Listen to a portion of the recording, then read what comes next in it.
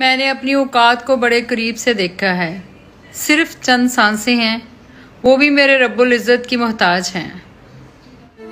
تنقید کے لیے نا چٹان بھر زبان کافی ہے، لیکن برداشت کے لیے ہاتھی جتنا دل اور شیر جتنا حوصلہ چاہیے.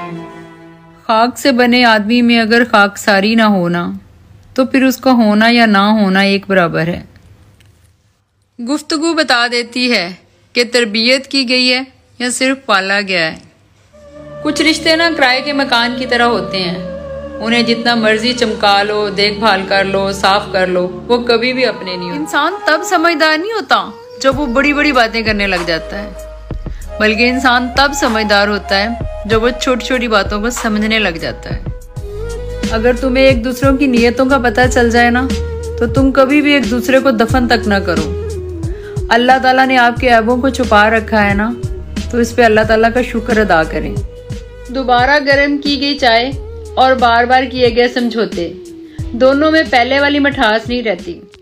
امیر خسرو رحمۃ اللہ علیہ السلام نے حضرت خواجہ نظام الدین اولیاء رحمۃ اللہ علیہ السلام سے پوچھا کہ محبت میں مصیبت کیوں آتی ہے. انہوں نے بڑا خوبصورت جواب دیا کہ ہر کم ظرف اس کا دعویٰ نہ کر سکے. خوش رہنے کا سب سے اچھا اصول یہ ہے کہ جہاں لگے نا کہ آپ کی جگہ نہیں ہے، وہاں خاموشی سے اپنے آپ کو الگ کر لو. اپنے اندر کی سوچ اچھی رکھیں، کیونکہ کشتیاں باہر کے پانی سے نہیں اندر کے پانی سے ڈوبتی ہیں. کسی نے کسی سے پوچھا کہ عمر اور زندگی میں کیا فرق ہے. بڑا خوبصورت جواب دیا، جو اپنوں کے بغیر گزرے وہ عمر، جو اپنوں کے ساتھ گزرے وہ زندگی. مطلب کہ بغیر رابطے میں رہنا ہر ایک کے بس کی بات نہیں ہوتی.